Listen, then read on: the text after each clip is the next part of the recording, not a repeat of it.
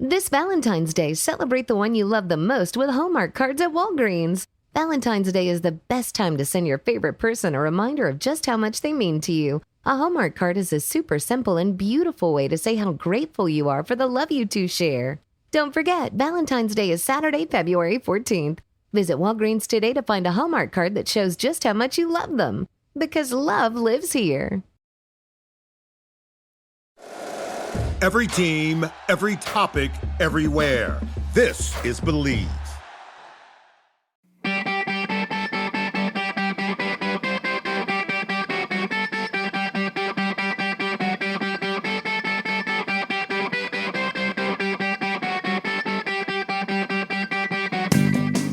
Welcome to Short Shifts on the Hockey Think Tank. I am your captain on this magical ride, Jeffrey Scott Lavecchio, my co-pilot on... Why do I use the magic carpet? I use it every time. Damn it. All right. Anyways, Topher is my podcast partner here. He has no idea what this topic is. Toph, this is one that it's a sensitive topic. It's something that, I do these calls with players every week, and it's usually about losing confidence or just players who want to find out how to up their game.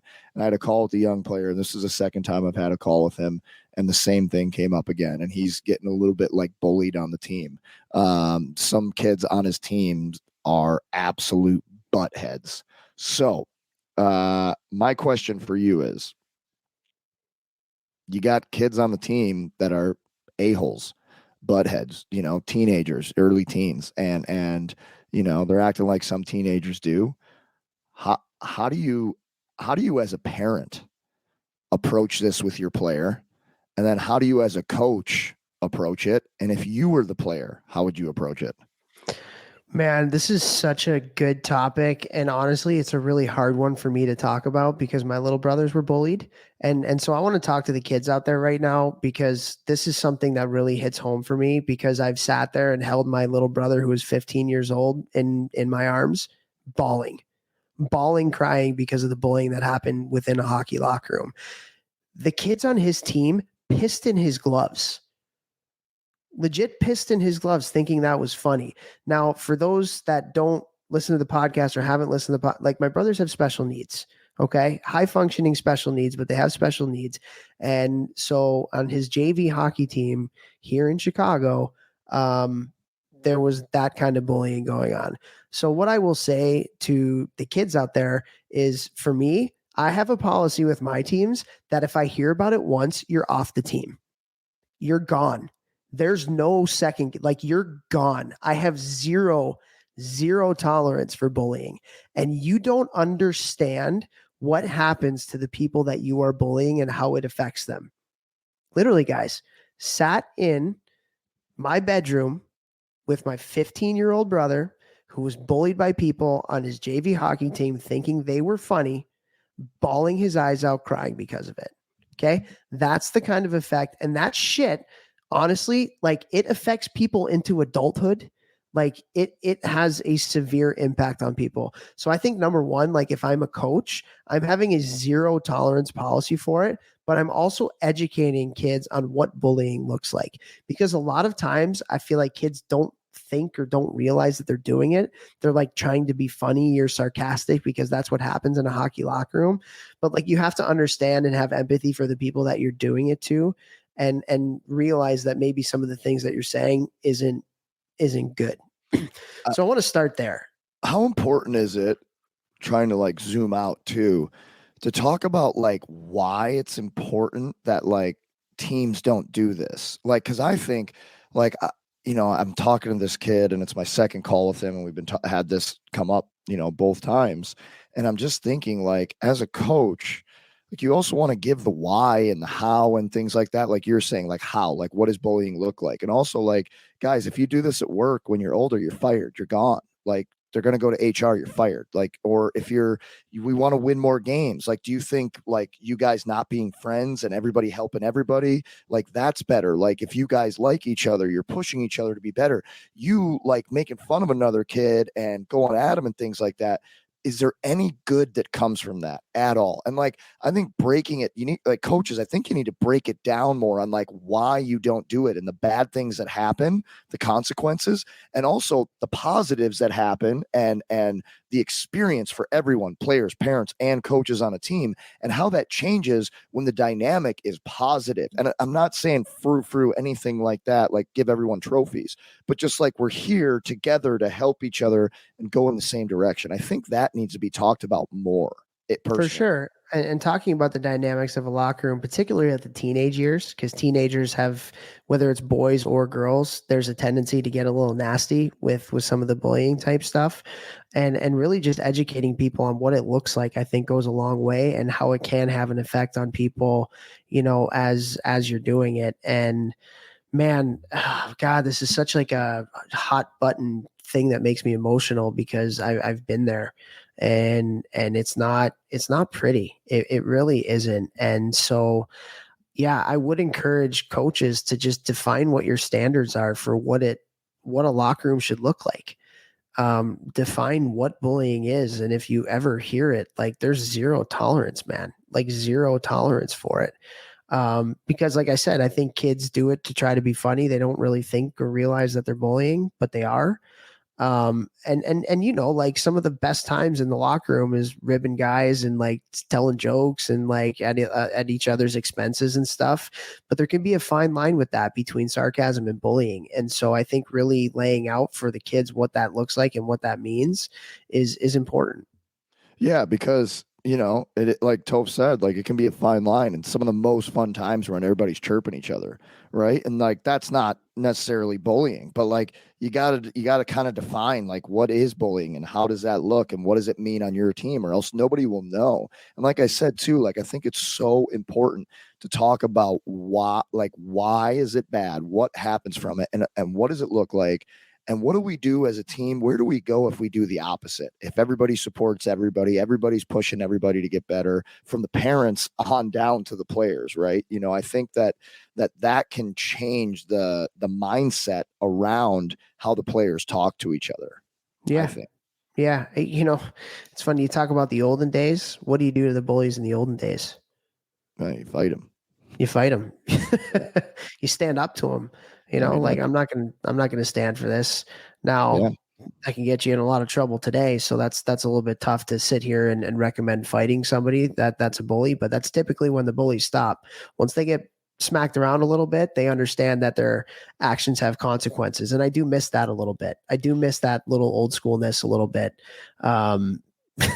I mean, I talked to this guy's mom and his dad, and I told him what I told their son. And I also told him that, he should take boxing lessons, not so that he could fight, but to build self-confidence just within himself, which I think is massively important. And that really helped me build self-confidence when I was in juniors, taking boxing lessons. I didn't fight a lot. I did fight a decent amount, especially because we fought in practice in Omaha a lot.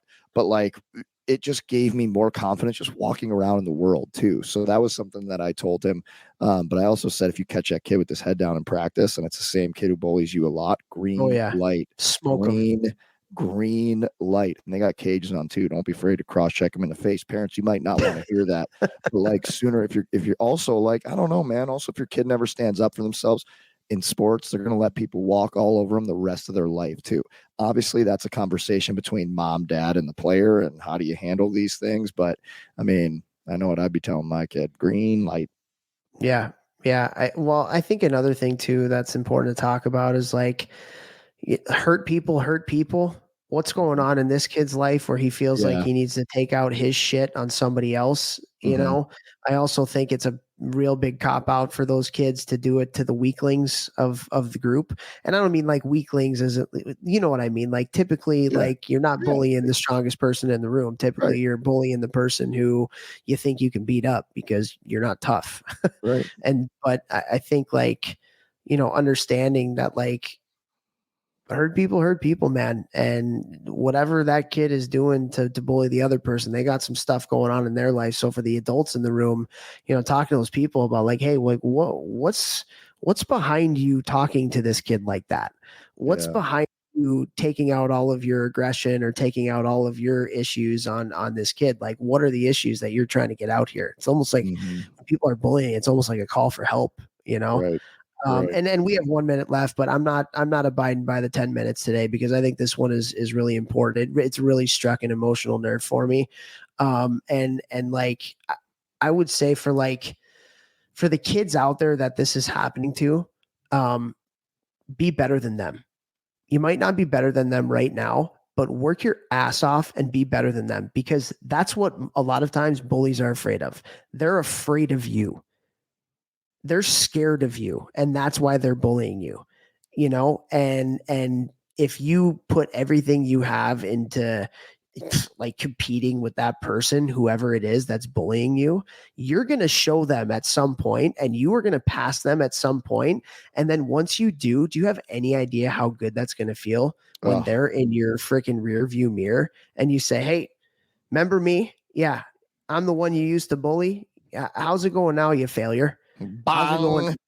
You know? And so I just, man, use it I as think motivation if you can. I I know like it can be hard, and like, it's easy to talk about it. It's really easy to talk about it. It's really hard to be the one that's actually going through getting bullied at the end of the day. But like, if maybe there's somebody listening, I'm sure there is with the amount of people that listen to our podcast, like, I'm sure there is somebody that's going through something like that right now. Be better. You will be better than that person. You will be at some point if you choose. Take that person that's bullying you and do everything better than them. Work harder than them. Put in more time than them. You're gonna pass them, because and people who use bully them. are insecure. People who bully have crap going on in their own lives, and they're not putting their best foot forward, obviously, if they're treating people like that. And use them as motivation. Like, there's a cliche saying, but it's like probably the most important thing that I've ever learned. It's not what happens to us, it's how we react to it that will decide who we are, where we get to in life, all these things, our happiness even. It's not what happens to us. Like, you can't always change those things, but you can always decide and control how you react to things. So like, okay, this bad thing happened to you. So I say, like, well, let's find a way to use it for good. See that kid's face every time you're in the gym lifting weights. See that kid's face when you go for a run. See that kid's face, not in an unhealthy way, but in a way that I'm not going to let that happen again, or I'm going to get better. Like Toph said, do everything better than them. So you had a negative thing happen to you. You can't change that it happened, but you can use that dark energy as motivation as long as it does not consume you. Use it when you need it. I mean, I say guys all the time in the gym, think about somebody you hate when we're doing med ball stuff, and I want you to put that med ball through their face, quote unquote, whether that's the floor or the wall. I say it all the time, and especially when I train girls, they throw the ball way harder. So I don't know what it is with girls and that, but I'm like, think of that girl on it. And I'll be like, what team did you guys lose to last year? And this, they're like, Milwaukee. And I'm like, that's number 16 on Milwaukee's face right there. Put the ball through her face. And they all throw it way harder. So use that dark energy. Yeah. And a way you can kind of do that too. And like, again, we talked about in the old school, you'd square up. Let's go. Maybe go against that person in one-on-one drills. Find a way to the front of the line when that person's at the front of the line, and just outcompete the bag out of that kid. That's maybe a healthier way in today's world to do that. But I also think, like, a lot of this, like, again, I go back to that situation with my brother way back in the day, and I think about it now. We're probably 20 years later, something like that now, or close to it. For a long time, I had a lot of anger towards the kid that did it. And if I ever saw him, I was going to fight him. Like, didn't matter. Like, it was happening. And I think about it now as a 38-year-old, and like, in a weird way, I almost have compassion for him. What was going on in your life that was so bad that you had to treat somebody like my brother that bad? You know what I mean? Still probably fight him at the end of the day. I But have like, no compassion. But again, you have to remember he's a 16-year-old kid too, Yeah. and we are Yeah. all dumb 16-year-old kids. The person who I have the most anger towards is his coach. Honestly, at the end of the day, that's the person who I hold most at fault, because as a coach, you have to have a pulse of the things that are going on in your room. You have to have consistent communication with your leadership group and talk about, hey, who's fitting in, who's not fitting in, who's having trouble, who's, especially when you get to about high school age and you can start to have those kind of conversations that are a little bit more meaningful. And so like I just encourage the coaches out there to really use your leadership group to find out what's going on in the locker room. Things good, things not so good. Somebody needs a little bit of love. Somebody needs a little bit of a kick in the ass. Is there a situation going on like this in the locker room? I think that goes a long, long way. And so it's a big responsibility of the coach to really know the pulse and to know if stuff like that is going on. And I would consider it, if I was a coach and stuff was like that was happening in my room, I would consider it a massive failure on my part, an absolute massive failure on my part. And I would not be able to forgive myself if a kid had those feelings on my team. I wouldn't. And so, just understand what's going on in your locker room, have a pulse. It's a big part of your job as a coach. Love that. Guy who let the pee in the gloves happen. You're a failure. I hate you. Maybe that was a little much, but no, it wasn't. He's not a bad guy, but at the end of the day, a massive failure in my opinion. And I was in college at the time. That this stuff was going on, and it was hard for me to do anything about it being so far away. And then when I came home for Christmas, that's when, it kind of, really heard about it, and, sitting there and my brother's crying and this and that. But it's something I'll never forget, man. It's something I'll never forget. And because of that, it's something I'm very, very emotional and very passionate about. Make sure there's no bullying going on in your locker room, guys. I don't think you understand the toll, unless you've seen it or have been through it, that it can potentially have on a kid's mental health. It's not good. So be aware, coaches out there. Be aware. Appreciate you guys. Share the show.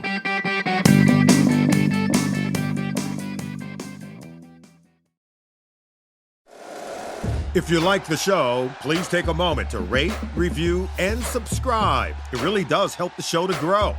Thank you for listening.